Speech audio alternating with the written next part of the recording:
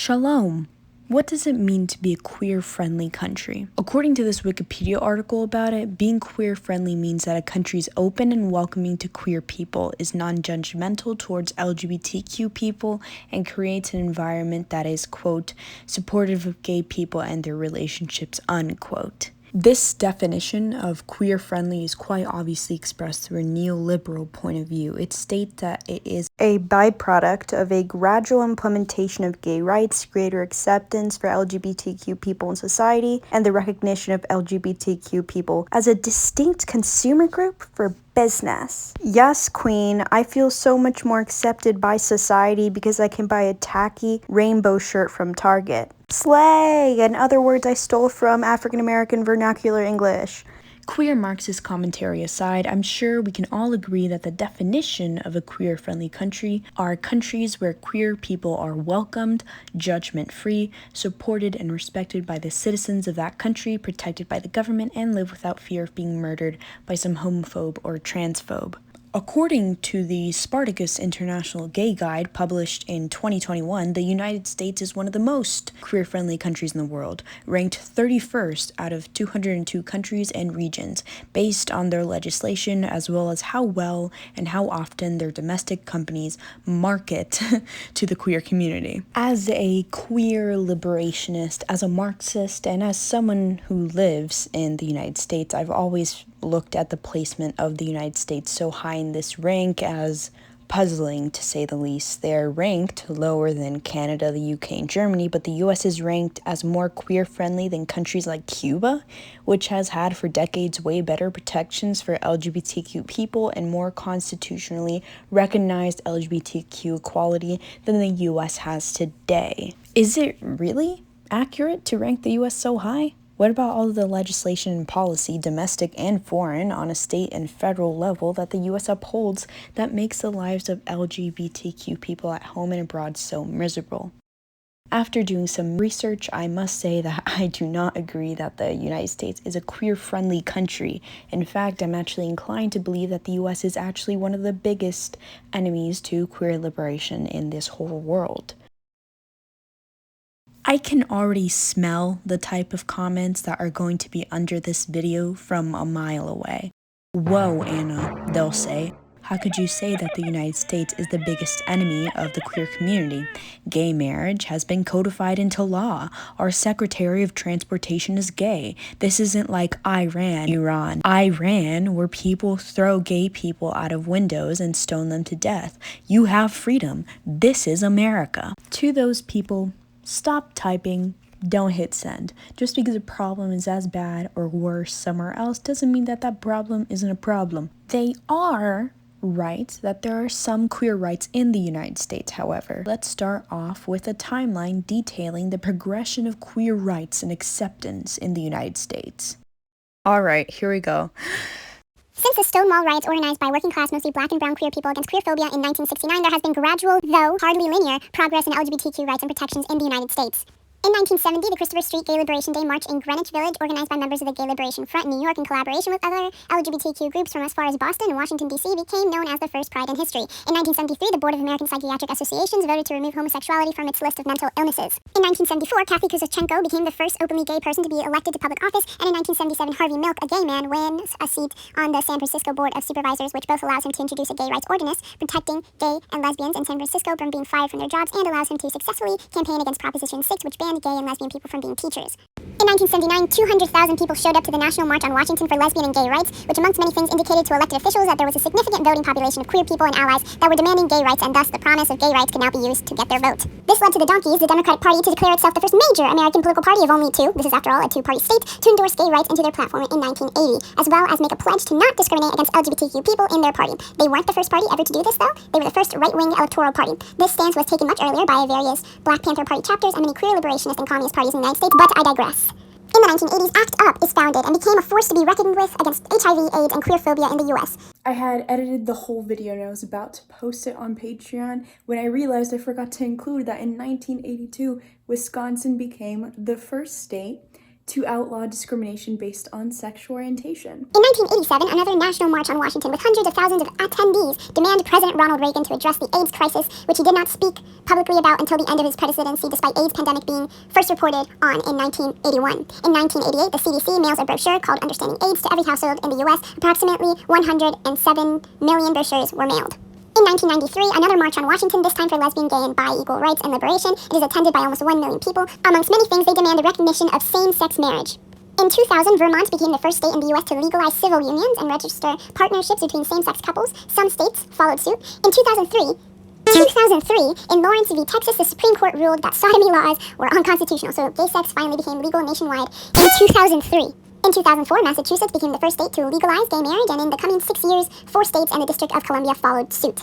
In 2009, the Matthew Shepard Act, introduced by Congress, expanded the 1969 U.S. federal hate crime law to include crimes motivated by a victim's sexual orientation, gender identity, or disability, as well as the presidential memorandum which allowed same-sex partners of federal employees to receive certain benefits. These were both signed into law by President Barack Obama. In 2010, the U.S. Senate voted 65-31 to repeal the Don't Ask, Don't Tell policy, allowing gays and lesbians to openly serve in the U.S. military, officially making American imperialism more inclusive. In 2011, President Barack Obama announced that his administration would no longer defend the Defense of Marriage Act, which banned the recognition of same-sex marriage. That same year, New York State passed the Marriage Equity Act, becoming the largest state thus far to legalize gay marriage. In May 2012, just over 10 years ago, Barack Obama became the first president to endorse same-sex marriage. In 2013, the Supreme Court struck down California's Proposition 8 and the federal Defense of Marriage Act, not the state. In 2015, with a 5-4 decision in Obergefell versus Hodges, the Supreme Court declared same-sex marriage legal in all 50 states. In 2020, the Supreme Court finally rules that LGBTQ Americans are protected under federal workplace protection laws, and in 2021, President Joe Biden reversed Donald Trump's ban on trans people in the military, another win for rainbow imperialism, and finally, in June 2022, President Biden signed an executive order condemning discrimination against trans youth in sports and school activities, as well as made it illegal for federal funding to go towards conversion therapy. Mind you, it doesn't ban conversion therapy, it just doesn't allow people to cover the cost of conversion therapy with Medicaid anymore, which I didn't know was legal. Apparently, it was. What a queer-friendly country. Additionally, queer organizations are currently trying to pass the Equality Act, which bans discrimination based on sexual orientation and gender identity. It has passed in the House of Representatives. It simply needs to pass in the Senate with a 60% majority. Okay, so let's summarize this information. In the United States, queer people can have sex. Queer people can serve in the military. Same-sex couples can get married. Queer people usually cannot be fired for being trans or gay. Hate crimes committed against queer people based on their sexual orientation and gender identity are sort of considered hate crimes in some cases. Some states have anti-discrimination laws in place that protect queer people. Queer people and all people with AIDS are no longer as neglected as they were in the 90s by the government and by the CDC. Queer people's gender identity, in some cases to some extent, is recognized and respected by the government. And of course, the stupid little companies market to queer people now. So this is the state of queer rights in the United States. Not as bad as other countries, sure. It is genuinely good that queer people can have sex and get married in every state, and that there's some protections and recognitions of trans and gay people as people. Good job, the United States. And while legislation doesn't quite reflect public opinion all of the time, as obvious by recent events, the major public opinion in the US on certain queer issues are actually reportedly quite positive. 79% of the US thinks that gay sex should remain legal. 92% support anti-discrimination laws in employment. 46% support teaching LGBTQ history in schools. 65% support teaching same-sex sexual health. 70% support same-sex marriage. 55% support same-sex couples adopting. 60% supports gays and lesbians joining the military. And 59% support trans people joining the military. Now, on the surface level, that sounds quite good. Now, let's examine these rights and public opinions more critically. Same-sex marriage is legal in all of the United States. It's just not legal, however, in all of the U.S. territories. Additionally, unlike the headline suggests, same-sex marriage has not been codified yet into law. The House passed the Respect for Marriage Act, but just like the Equality Act, the Senate has not yet. They need 10 Republicans to support the bill or simply just not vote against it, and only 5 had said they would do so far. Also, the Respect for Marriage Act does not codify same-sex marriage into law. What it does, as explained on the Human Rights Campaign website, is repeal the Defense of Marriage Act signed by Clinton in the 1990s that states that marriage is between a man and a woman only, as well as guarantee the federal rights, benefits, and obligations of marriages in the federal code, even if a couple has to travel to another state to get married, as well as affirm the public acts, records, and proceedings like adoption orders will be recognized by all states. In short, if the Respect for Marriage Act is passed and the Supreme Court overturns its same-sex marriage ruling, gay people will still no longer be able to get married in the 31 states that did not allow gay marriage prior to the Supreme Court decision in 2015, but it will force all states to recognize same-sex marriages as marriages and same-sex adoptions as the parents of the child they adopted if either of the two things happened in a state where it is legal before said gay families moved to the state that disallows gay marriage. Next, the Supreme Court ruled that it is illegal for queer people to be fired by their employer solely based on them being gay or trans, but this is a new interpretation of Title IX of the Civil Rights Act, which prohibits employment discrimination based on sex. This is a problem because Title IX only prohibits employers with 15 or more employees from doing so, meaning that if you're a gay person in one of the 27 states that has no employment protections for LGBTQ people and work for a business with less than 15 employees, these protections don't apply to you. Or, as Angela DeLara of Freedom for All Americans explained, a business with fewer than 15 employees in a state such as Texas is still able to fire someone on the basis of sexual orientation or gender identity unless there is a city or county ordinance prohibiting such discrimination. Sex discrimination is also still legal under federal law for businesses that are recipients of federal grants, like soup kitchens and drug treatment programs. Lastly, religious organizations are exempt from these protections established in the Civil Rights Act. The ministerial exemption, as it's called, bans ministers and those working for religious organizations from suing for discrimination if they are fired for being gay, lesbian, bisexual, transgender, or gender nonconforming. Next right. Hate crimes committed against queer people based on their sexual orientation and gender identity are considered hate crimes, unless their sexual orientation and gender identity can be used to justify their murder. Yes, this is real. This is known as the gay and trans panic defense, in which a defendant, usually a straight man, claims to have murdered someone because they panicked in reaction to unwanted, quote, same-sex or transgender sexual advance, unquote, aka, I was gonna have sex with her until I found out she was trans. I freaked out and I murdered her. How am I responsible for this? Using this defense is still allowed in 33 states. 104 people have used this defense to avoid jail time since 1970. Of those 104 cases, there were 80 cases where the relationship between the defendant and the victim was known, and the victim and defendant had a pre-existing relationship prior to the homicide in 30 or more cases. In 1 out of 3 of the cases that used this defense, charges were reduced. Some even dropped. Next one. Some states have anti-discrimination laws in place to protect queer people, except for employment. Under the conditions I discussed, only 21 states actually have anti-discrimination laws that protect our community. More on the 29 states that do not later. Next one. Queer people and all people with AIDS are no longer as neglected as they were in the 90s by the government and by the CDC, unless they are poor, black, and or sex workers. Either way, politicians and other conservative leaders are already stigmatizing monkeypox as a gay disease, so if it isn't AIDS anymore, it might be monkeypox next. Queer people's identity in some cases to some extent is recognized and respected by the government unless they're literally intersex.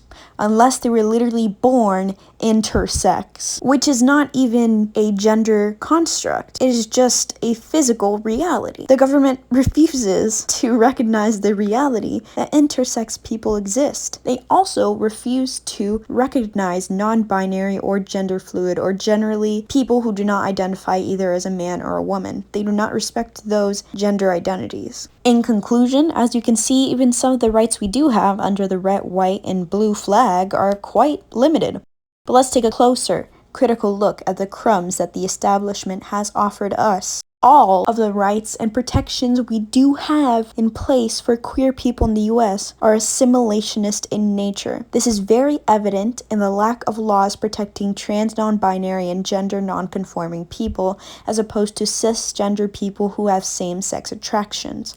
Cisgender lesbians, gay men, and bisexual men and women can still fit within and assimilate into the gender binary and mimic things that straight couples do: getting married, having children, being a patriot, and joining the military to make money for imperialists, and no longer being held down by restrictions that disallow gay people from being in certain jobs so capitalists can make more profit off of more marginalized people's labor. Thus, this is the only type of gay rights that neoliberals support: assimilation into capitalist society, not liberation. That's why so many straight liberals, no matter their age, support gay rights, but rarely support any trans people unless they are the perfect trans person for them, fully done with their gender reassignment surgery, passing, preferably straight, politically milquetoast, and socially acceptable, and very, very, very much not non-binary. Otherwise, they will only support them when they have been murdered by lamenting that society treated them horribly, and then continue to police and disrespect trans people who do not fit their cookie-cutter definition of what trans is.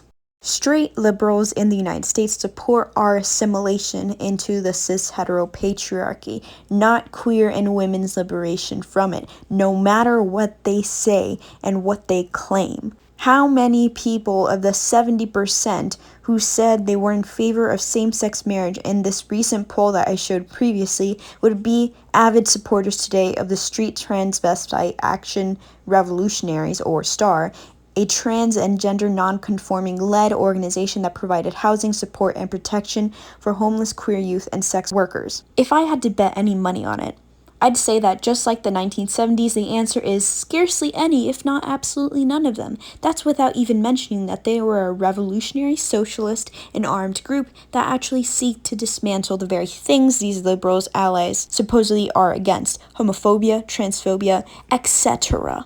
But nevertheless, whether you like it or not, those are the rights we have in the United States.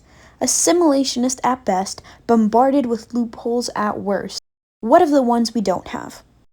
What of the lack of protection that allow for discrimination? In fact, what of the domestic policy and legislation of the United States which is actively, proudly, and loudly queerphobic? What of the foreign policy of the United States that has exacerbated homophobia and transphobia worldwide? What does the future of gay rights look like in the United States now that Roe v. Wade has been overturned? Let's start off with some less positive public opinion polls of everyday Americans and their stances on gay and trans rights. Over half the United States, 51%, believe it is immoral to change one's gender, meaning over half the United States isn't just against trans people existing, they think their existence is immoral.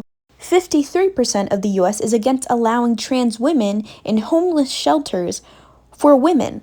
48% is against allowing trans women to serve in women's prisons, and instead want to send them to men's prison where they will face horrible sexual and physical violence.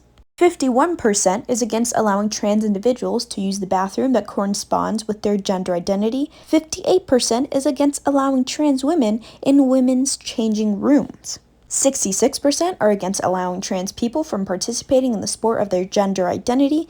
56% are against the legal recognition of non-binary people, and 51% are against men who have sex with men donating blood. Lovely people here in the US, aren't there? Majority of them want total segregation for trans women, and particularly hate them and want to target them and make their lives miserable. Lovely people. Mucho progressive. Demasiado queer-friendly. The average person in the US is actually more lovely than our legislators, who in 2022 alone have introduced more than 250 bills in 36 states that limit or repeal recognized gay and trans rights, 24 of which have already been enacted. But this is before the overturning of Roe v. Wade. We will discuss later why Roe v. Wade's overturning is disastrous for the queer community. Anyways, to continue, 29 states do not have a specific ban on discrimination against LGBTQ people. That means that other than employment, it is legal to deny housing, life-saving medical care, education, and or other public accommodations to anyone on the basis that they are gay or trans. I only say and or for 2 states, Wisconsin, which only has anti-discrimination protections in place based on sexual orientation and not gender identity, despite the fact that they were the first state to pass anti-discrimination laws for LGBT people. They don't like the T. This officially makes Wisconsin Turf Island. And the other state that I say and or for is Utah, which has some protections in employment and housing for gay and trans people, but not in other public accommodations. So a landlord is legally allowed to decline giving you housing or kick you out of it on the basis that they found out that you're gay in 27 states or trans in 28. You can be denied life-saving medical care in 28 states if you are gay and 29 if you are trans. Conversion therapy may no longer be taxpayer funded as of literally a month ago, which by the way, 9 billion of our taxpayer dollars went to conversion therapy every year until Biden signed that executive order. But that doesn't mean conversion therapy is illegal. No. Conversion therapy is legal in 31 states and all of the U.S. territories: American Samoa, Guam, Puerto Rico, the Virgin Islands, and the Northern Mariana Islands. 52% of queer people and people in, quote, territories under U.S. occupation live in states where conversion therapy is either completely legal or only partially banned. For those of you who do not know, conversion therapy is a pseudoscience as well as a form of torture, whether it be physical or psychological, that tries to make gay people straight and trans people cis. Not only does it not work because being gay or trans isn't a disease and doesn't need to be fixed, but it causes irreparable psychological and emotional trauma to those who undergo this type of therapy. More than 700,000 people living today in the U.S. between the ages of 18 to 59 have been subjected to this form of torture, and it is estimated that 77,000 children between the ages of 13 to 17 across the United States will be forced to undergo conversion therapy either by a licensed therapist or a religious or spiritual advisor by the time they turn 18. This includes people who live in states where conversion therapy is illegal. Even when it is illegal, it is hard to regulate, especially in a religious institution. There have been various cases of parents who live in states where conversion therapy is banned simply sending their kid to a conversion therapy camp in another state or driving across border to take them to conversion therapy sessions. Additionally, the Southern Poverty Law Center estimated that there are 700 intensive conversion therapy programs across the U.S. This is horrifying, especially considering that queer people who have undergone conversion therapy are twice as likely to commit suicide. What a queer-friendly country indeed.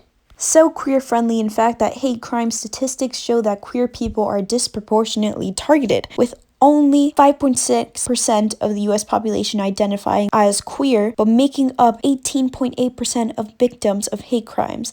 Research shows that 1 out of 5 lesbian, gay, and bisexual people living in the United States will experience a hate crime in their lifetime, and more than 1 out of 4 transgender people will. As of July 29th, 21 trans people have been murdered this year in the U.S. By the end of last year, 50 trans people had been murdered. Despite making up 5.6% of the youth population, queer youth are 120% more likely to face homelessness, and they make up 40% of the homeless youth population as a whole. In 12 states, apart from Florida, have already proposed their own Don't Say Gay bills to silence queer children or otherwise forcibly out them to their homophobic parents. And all of these bills are being pushed in states where conversion therapy is illegal.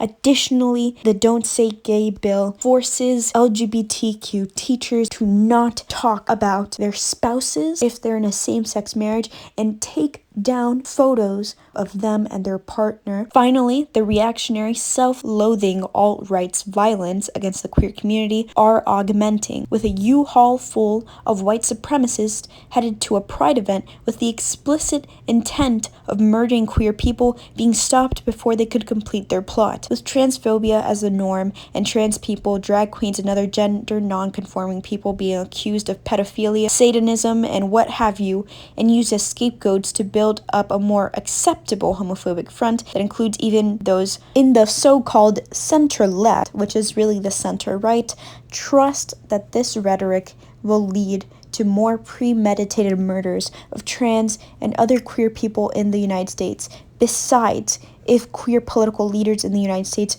with extremely different views have anything in common, it is the ever-imminent threat of assassination. And once again, a lot of queer people are afraid about the misinformation regarding monkeypox and how that will further stigmatize the LGBT community as a whole in the United States and will lead to the disaster and heartbreak that happened during the AIDS pandemic. Considering that the very limited queer rights and protections that do exist in the United States are assimilationist in nature and or riddled with loopholes that allow for continued legal discrimination against queer people on the federal and state level, as well as the legality of various forms of violent queerphobia that are legal in the overwhelming majority of the United States, can we really say that the United States is a queer-friendly place to live? Or are there just some queer-friendly cities and a few queer-friendly suburbs in some states? If the overwhelming majority of the 50 states in the United States allow conversion therapy, allow people to refuse housing, life-saving medical care, education, and other public services to someone just because they're queer, absolve people of murder of trans and gay people if they use the defense that they were trans, they were gay, so they freaked me out. How is the US a queer-friendly country? If queer people are overwhelmingly marginalized, disproportionately hate crimed, and especially in the case of trans people, overwhelmingly hated and vilified by the majority of the population, how could you ever argue that the US is a queer-friendly country? Not to even mention that the Supreme Court, as the undemocratic institution that it is, has the ability to reverse its same-sex marriage rulings, as well as its stance on decriminalizing gay sex. Oh, and the Supreme Court is set to also listen to a case which will determine whether the 21 states that actually have anti-discrimination laws in place violate free speech on the grounds of religion. So maybe those protections will also be taken away. The next president will probably be a Republican because everyone hates Democrats right now, which is rightfully deserved hatred, as Democrats are literally useless and don't deserve your vote. And that president and the landslide Republican wins in the next election, along with the Supreme Court, will lead to even more anti-trans, anti-gay legislation, as well as rolling back even more laws and protection. In fact, in 10 years, I see gay marriage maybe being illegal once again in the 31 states that it was illegal prior to 2015 if they don't codify it, which this bill they're trying to pass is not even trying to codify it. And the law that they're trying to pass in Alabama that calls for the state of Alabama to detransition trans people, sadly, I predict that law being in effect by the end of this year. So truly, this is the height of gay rights in the United States and it's going downhill from here. And it is already grim as it is.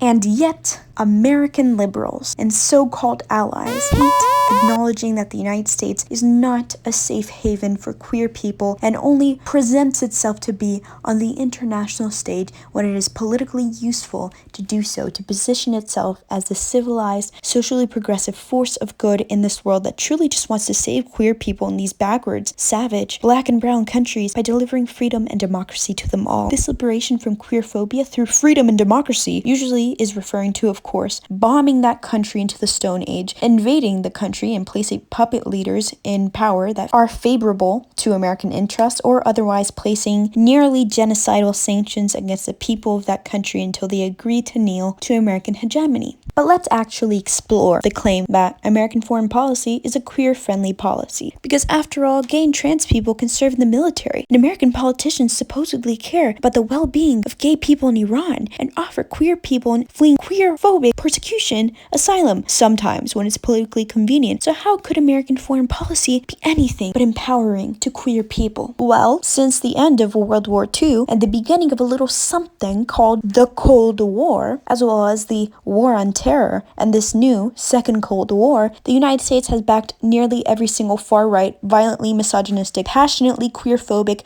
opposition group to every single socialist or simply more socially progressive and anti-US hegemony government ever. This means that the United States for about 80 years has been deliberately halting and delaying any form of social progress in countries in the global south that most likely would have fostered a better society and government for queer people had they not been meddled with or overthrown. Does this mean that every socialist country that the US overthrew would have become queer-friendly paradises by today? No, simply that Afghanistan society under a socialist government would probably have objectively better policy and attitudes towards queer citizens today if they had not been toppled by the US-backed Taliban. In fact, imagine if the United States had not only sabotaged any and all forms of Arab progressivism and attempts at socialism in Africa, Asia, Oceania, and Polynesia. In fact, you really don't need to imagine how much better queer life would be in countries in the global south had the US not meddled in them. You can simply look at Latin America and the Caribbean. During and after Operation Condor, the dictatorships in Latin America and the Caribbean, like that of Argentina, Bolivia, Chile, Brazil, the Dominican Republic, Jamaica, Grenada, Colombia, Peru, Uruguay, Paraguay, many more, that the United States funded and or put in place were all violently homophobic and routinely murdered, arrested, and disappeared gay and trans people along with other political opponents, namely Marxists, indigenous and Afro-Latino citizens, feminists, and even anarchists. To this day, due to the surviving legislation and attitudes that still exist as remnants of those dictatorships and years of Spanish colonialism that had machismo, and the continued U.S. imperial control over several of those countries which impede it from any true independence or progress, queer people in Latin America are violently suppressed, targeted, and or murdered by the government, paramilitaries, and far-right groups and people. In contrast, there is Cuba. And while Cuba at the beginning of the revolution still maintained the machista, queerphobic views brought to the island by the Spanish, views of which of course are still being combated to this day within their population, by the end of the 1970s, queer rights in Cuba began to dramatically improve. Over time, Cuba transformed from a country critiqued by queer Marxists to a country praised by the likes of Sylvia Rivera and Leslie Feinberg. Cuba decriminalized gay sex in 1979, something that the US didn't do until 2003. That same year, 1979, they established multidisciplinary commission to attention to transsexuals to provide both specialized healthcare and social services to trans people. 1979. In 1981, 1 year after the Democratic Party first adopted a gay rights platform, the Cuban Ministry of Culture stated in a publication entitled In Defense of Love that homosexuality was a variant of human sexuality, that homophobic bigotry was unacceptable, and all sanctions against gay people should be opposed. In fact, there is little evidence to support that persecution of gay and trans people remained a matter of state policy past the year of 1986, which cannot be said about the majority of states in the United States up to this day. In 1988, in an interview with a Galician television, Castro issued his first public condemnation of homophobia, a stance that he would continue to hold and expand for the rest of his life, never failing to acknowledge and take accountability for his past policy and legislation that has rightfully been called out as queerphobic. In 1993, the Cuban government both lifted its ban on allowing gay and trans people from serving openly in the military, something the US did not do until 2010 for gays, lesbians, and bisexual people, and until last year for trans people, as well as opened a series of sex education workshops throughout the country explicitly to send the message that queerphobia was not only wrong, but counter-revolutionary. Also in the 1990s, during the same time that Democrats were passing the Defense of Marriage Act to establish marriage as only between a man and a woman, the government of Cuba produced a movie called Strawberry and Chocolate, in which it criticized its own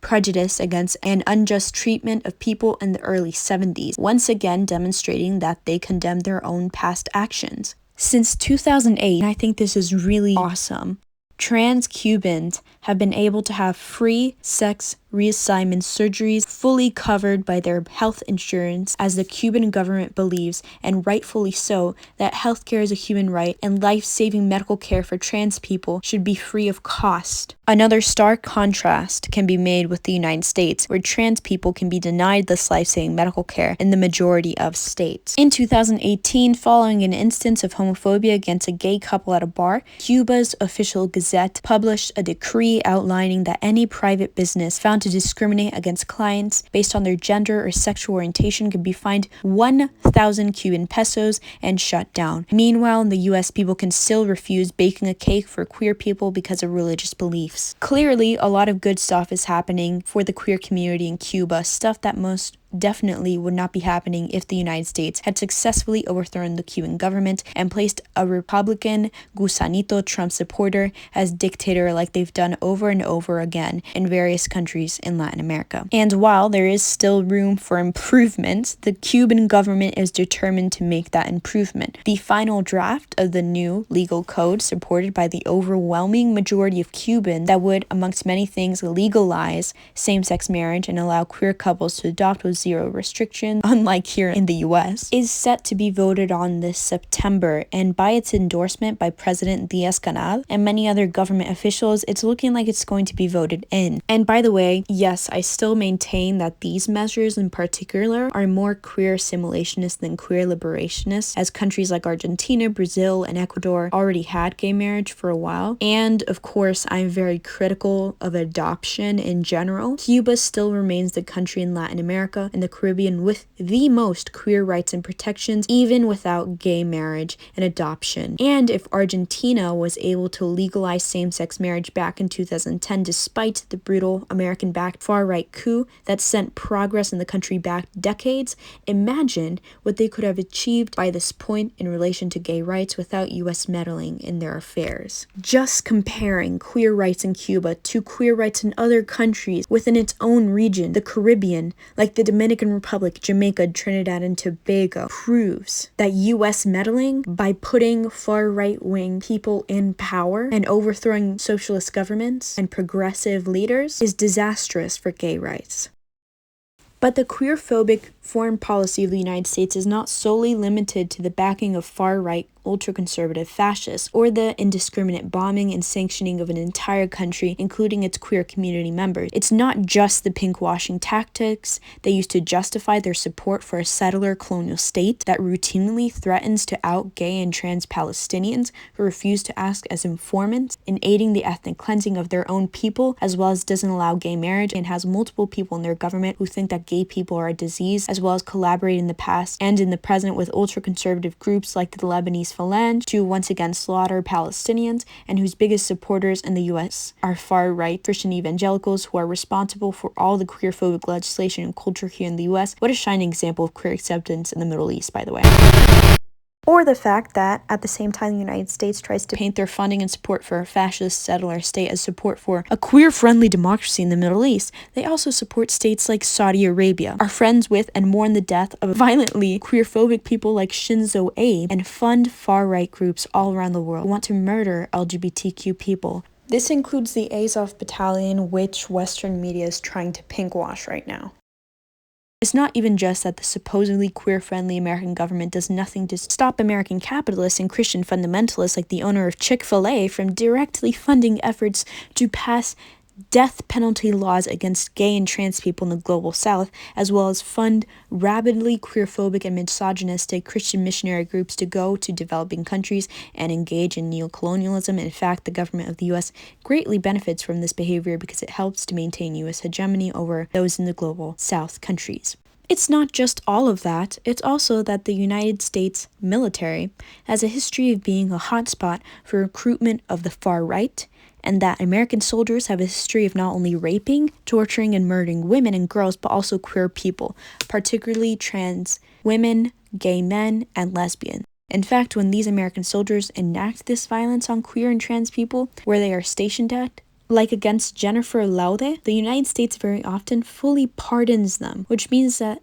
American soldiers can do whatever the hell they want to women and queer community members wherever they're stationed with little to no repercussions. A very queer-friendly country indeed. And yet, liberals will still have the audacity to say, be grateful that you're a queer citizen of this country. Be grateful for the crumbs that we receive because other queer people around the world have less than us because of us. Be grateful that your hand was cut off. Don't you know that someone else lost an arm? Be grateful that you live in a country where you have a 1 out of 4 or 1 out of 5 chance of being hate crimed, where neo-Nazis are coordinating attacks to shoot up pride events. Be grateful that you scarcely have any protections or rights, and stop complaining because somewhere in the evil Middle East, as shown in this CNN clip, ISIS is throwing gay men out of windows for being gay. Be grateful that you live in a country where instead of throwing you out of a window, homophobes can murder you and only be acquitted of the murder in 33 states by saying, I didn't know they were gay, I didn't know they were trans. Be grateful that you don't live under this queer-phobic regime in the global south that is only in power because we put them there. Be grateful that you live in this Western country and stop caring about what we do to the global south for our own economic benefit, because even though not long ago all we Western imperialists very openly believed queer people in our own countries were diseased beasts that should be tortured and murdered, and forced people we colonized to see queer people in their own communities in the same manner, we, unlike these black and brown brutes in the global south, have realized we can market to and make profit off of you queer people, so we suddenly care about your community's rights to assimilate into cis hetero capitalist society, that is. That means we're actually your friends now, and all of these majority brown and black countries are not, which makes us more advanced as a civilization than them and more worthy of your loyalty. We are queer friendly, so shut up and give us your money you've received from working at your shitty underpaid job by buying our rainbow colored products that we only produce during Pride Month. As I said in the beginning of this video, a queer-friendly country is supposed to be a country where queer people are welcomed, judgment-free, supported and respected by the citizens of that country, protected by the government, and live without fear of being murdered by some homophobe or transphobe. A queer-friendly country is supposed to reflect that queer friendliness in its foreign policy. The United States as a whole does not fit a single one of these criteria because the United States is not a queer-friendly country. The government of the United States is a settler, colonial, carceral state with a couple of queer-friendly cities that has spent the majority of its existence to this day making the lives of queer people miserable at home and abroad and halting any attempt at queer liberation. Before I end this video, I should probably answer the question that is on some of you guys' mind. Who cares? Why does it matter to point out how queer unfriendly the United States is? Even if the United States was the most queer-friendly country in the world, how does it change any of the other horrible things that the United States does? Who cares if they're queer-friendly or not? The answer is very simple. It's important because 16 million queer people who live in the United States have been propagandized to believe that since their country is considered a, quote, queer-friendly, unquote, country by these obviously biased lists that rank actual queer-friendly countries like Cuba below the United States, that they have nothing to complain about. That they don't have the right to ask for more than the crumbs they've received, or to question if the supposed gay rights that are in place are actually beneficial at fighting homophobia and transphobia in this country, or simply performative attempts to assimilate queer people into cis-het society. 16 million queer people are being told that they do not have to fight for their liberation anymore, that their own community members being tortured in tens of thousands for being gay, and the legal discrimination against LGBTQ people and rising hate crimes against them is not their problem because they live in a liberal city and work at an office that hangs a gay flag outside of their building in June. They have millions of us repeating the same broken record in different variations. Yes, conversion therapy is still legal, but at least gay marriage is legal, unlike in Cuba.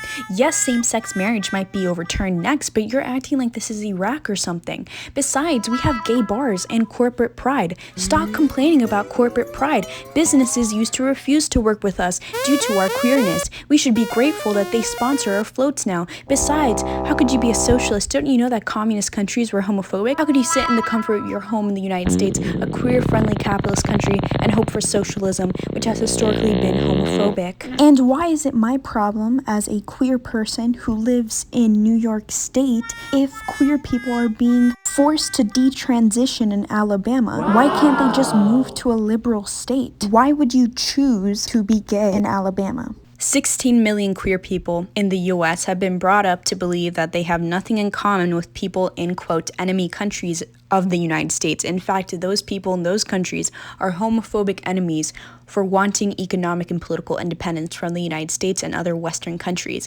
Queer Americans are being propagandized to believe that they should be in favor of American interventionism in those countries because the United States, a queer-friendly country, being in control of that country will mean that queer people in that country will have a better life, when in reality, that couldn't be further from the truth. They have gay people here in the United States saying things like, why should I support Palestinian liberation as an American lesbian? The United States-backed state of Israel is ranked as the most queer-friendly country in the Middle East. And look what Hamas does to Palestinian gay people. If Israel was to occupy all of Palestine, then this wouldn't happen. Why should I, as a gay man, be against the U.S. genocidal embargo against Cuba? Why should I care about Cuban sovereignty when Cuba put gay men in labor camps in the 1960s? Why should I, as a trans man, care about the sovereignty of the Iranian people? Iran is ranked as one of the least queer-friendly countries in the world. Why would I be against a, quote, Western, unquote, backed government toppling the government of Iran?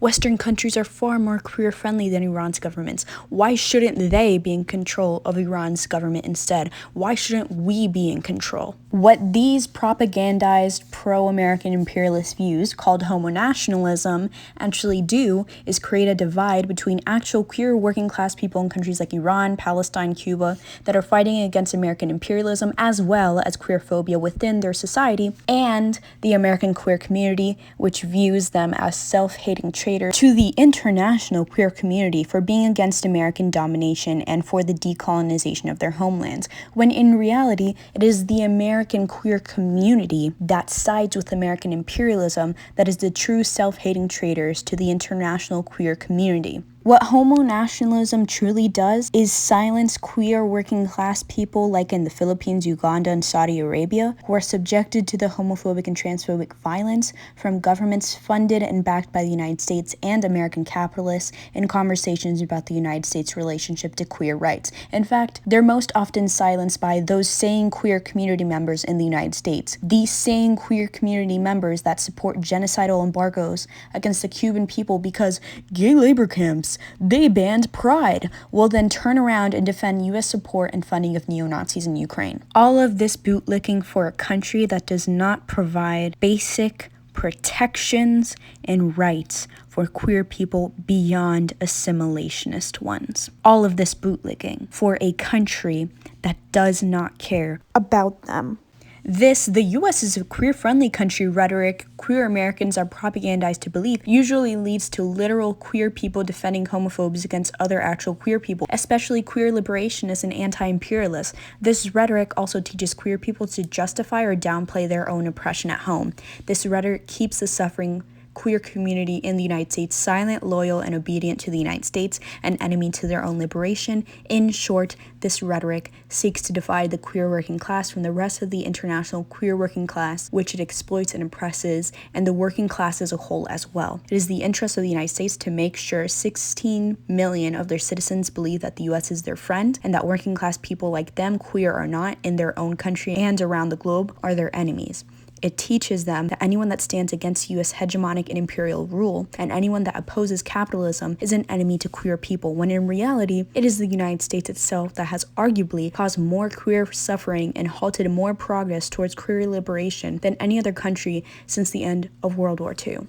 Thus, in my humble opinion, it's time for the queer community in the United States to abandon this propaganda and actually side with the queer community, which have the same enemies as the working class as a whole: capitalists, transphobes, homophobes, colonizers, misogynists, and white supremacists, the bourgeois, landlord, imperialist, and comprador class. Instead of continuing to side with our enemies and continue living in denial about the United States' supposed queer friendliness, I challenge American queer people to draw from the revolutionary history of queer liberationists and Marxists in the United States and build up community power through education, organization, and militancy, and begin to join other revolutionary anti-imperialist and anti-capitalist groups and parties with the goal of forming a popular front to achieve queer liberation through socialism and internationalism. In Minecraft, FBI agent, in Minecraft, I'm not serious. Why would I ever promote class struggle and class war? I would never do that.